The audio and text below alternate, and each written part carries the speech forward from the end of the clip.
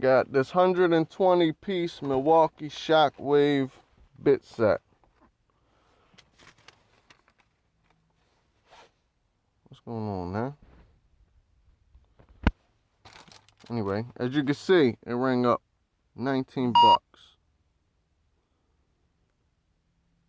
Sorry about the technical difficulty. But when we scan it with the app, which is what I'm recording this through, you'll see it comes up as $80. So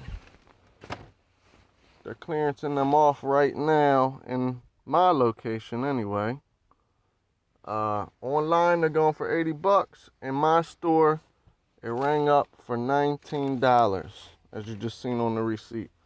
So if you need some drill bits, the best in the business, one of the best in the business, couple drill bits, 120 piece. Check your local store. 20 bucks you'll pay for this Milwaukee shockwave set.